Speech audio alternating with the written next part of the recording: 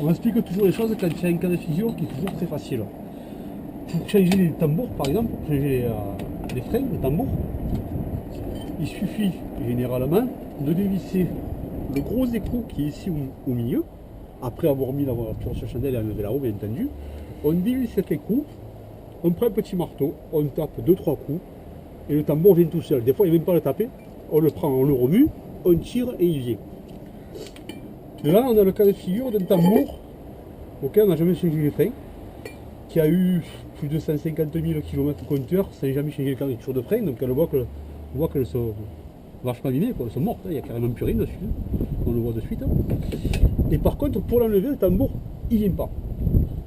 Là, il a fallu le prendre à coup de masse. Donc derrière, j'ai déjà un peu avancé, on va le voir après ensemble. En fait, c'est juste pour dire ce qui ne va pas. Au début, ce que j'ai cru, c'était que les garnitures avaient bouché le tambour au point de faire une rainure dedans et s'était incrusté dedans. Et donc, plus moyen de le faire revenir, parce que si ça rentre là-dedans, on ne peut plus le sortir comme ça. Donc, ce que j'ai fait ici, normalement, on a des goupilles. Vous voyez, des goupilles, hop, comme ça, que j'ai coupé par derrière, hein, qui tiennent ici, qui passent à travers, voilà, qui tiennent ici. On en a une de chaque côté. Une là, donc attendez, ici, voilà, on a une là et une pareille ici. C'est ce qui tient les garnitures. Voilà. Donc moi, ce que j'ai fait, je suis passé par derrière là, ici, et avec un muret, et j'ai mis 2 coups de masse et je l'ai cassé. Je me suis dit comme ça, ici, il y aura du jeu, ça viendra mieux. J'ai mis une arrache dessus, ça a commencé à bouger, mais ça ne venait pas. Donc apparemment, c'était pas ça. En fait, c'est l'enroulement du moyeu qui est ici, qui est en 2 parties. Hein. On a 2 parties coniques, une qui vient de ce côté, donc c'est celle qui est là, c'est ce qu'il en reste, parce que bien entendu, je n'ai pas fait de cadeau. Et une autre partie qui vient ici, c'est 2 roulements. Voilà. Donc en fait, cette partie-là, c'est-à-dire celle-ci, qu'on voit ici, cette partie-là, qui s'est soudée, qui s'est collée avec le temps au moyeu, à l'axe du moyeu. Donc seul moyen de le sortir, ça, c'est à coup de marteau pour espérer casser le roulement ou espérer le décoller pour le faire sortir. Donc là, on l'a vu, on va passer de l'autre côté et je vais vous montrer comment ça marche maintenant. Et là, on va taper de chaque côté, donc il faut être à peu près bien placé. Là, il faut... Alors, c'est pas évident quand on est couché de taper.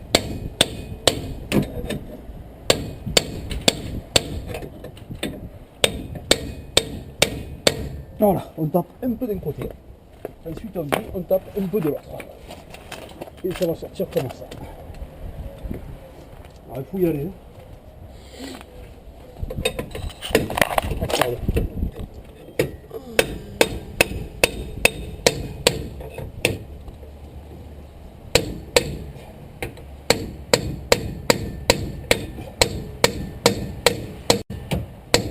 On voit qu'il vient bien. Il va pas tarder à sortir. Hop. On voit qu'il y a un beau travers. Donc là, la logique, c'est que je tape ici. Donc, ce que je vais faire.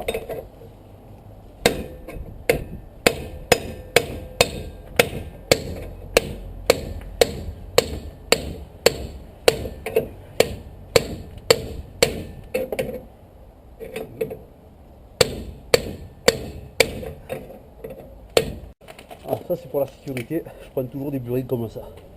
Parce que si on se rate là, qu'on tape là, c'est pas là qu'on tape. Ça peut faire mal. Voilà. Voilà, on commence à voir la différence. Mais à chaque fois qu'on va taper d'un côté, il y a l'autre côté qui va se remettre en travers. Donc c'est pour ça qu'il faut toujours taper ce côté et après ce côté. Bon, on peut équilibrer en tapant un coup là, un coup là. Mais bon, moi je préfère taper plusieurs coups et envoyer le plus possible dans les dents.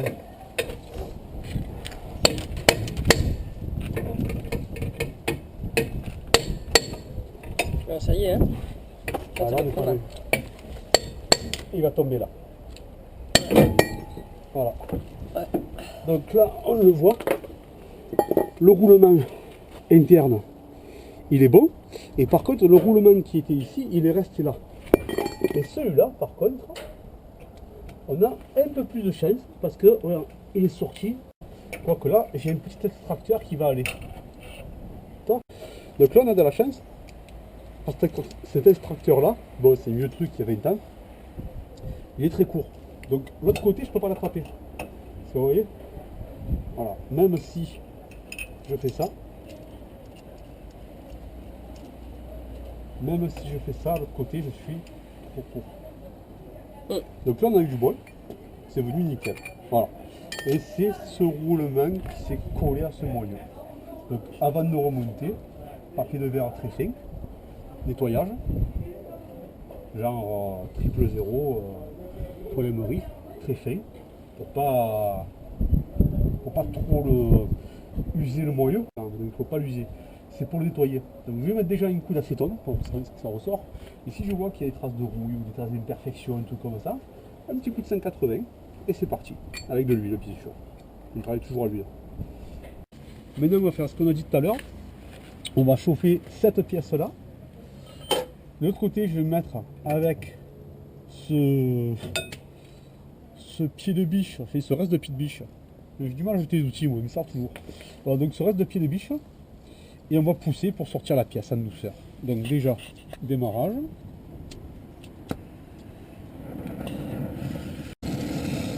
Avec une grosse buse comme ça devrait le faire. On va la chauffer à rouge. Parce que vraiment la rougir. Là, ça ira pas.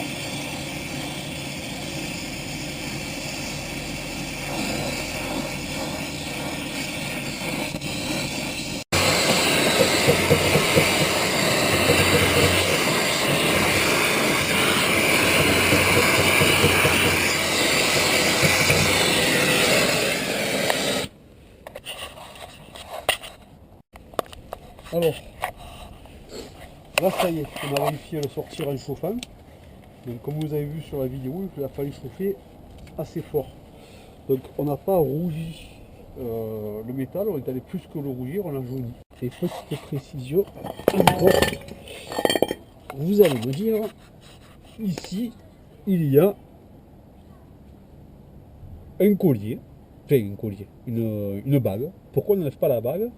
Pour chasser le roulement de ce côté. Tout simplement parce que au milieu, ici, il y a un cône. Et l'autre côté, on a le même cône ici. Donc ce qui fait que on va essayer de le chasser.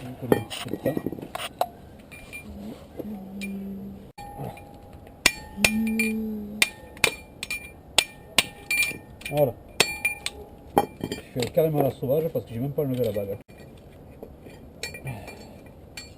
Voilà, la bague, elle n'y est plus, le roulement, il n'y est plus. Voilà donc pourquoi on ne peut pas. Ici, on a une cône. D'accord? Ça veut dire que si on tape ce côté pour sortir cette bague qui est collée, on n'y arrivera jamais. Parce que on ne peut pas, cette pièce-là, on ne peut pas ramener ce côté-là à ce diamètre-là en tapant ici. On est bien d'accord? Ça, on ne peut pas.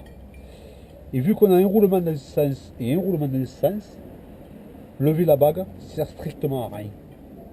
Voilà. La solution, quand un tableau est bloqué, soit chauffer directement sur le roulement pour arriver au résultat qu'on a vu là, mais finalement, selon comme il est collé, par exemple celui-ci serait servi strictement à rien. Donc c'est marteau, burin, un coup ce côté, un coup ce côté, pour faire un effet de levier et le faire venir petit à petit. Et là, comme je le disais, il risque d'y avoir des imperfections. Donc ces imperfections, on va les nettoyer avec du papier abrasif. Donc je trouve que j'ai là, bon, j'avais du 120. Voilà. On va le faire avec du 120 et de l'huile. Donc on va huiler légèrement le papier ou la pièce, de référence à la pièce, comme ça il n'y aura pas trop d'huile dessus. Et on va nettoyer ça. L'huile, si je suis une quelconque que j'ai pris, donc je la mets sur le bout du doigt et je huile légèrement ici. Et là, on va foncer comme ça.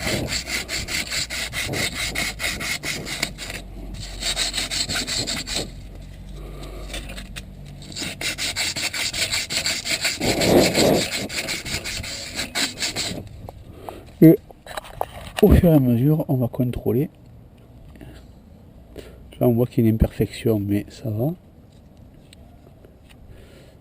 On va enlever toutes ces petites imperfections. Donc, comme je le disais, on a nettoyé les imperfections. Bon, on voit qu'il en reste, mais c'est plus des trous que des bosses. Donc, tout est bon. On a nettoyé juste ce qu'il fallait dans la pièce. Voilà. Et là, c'est bon.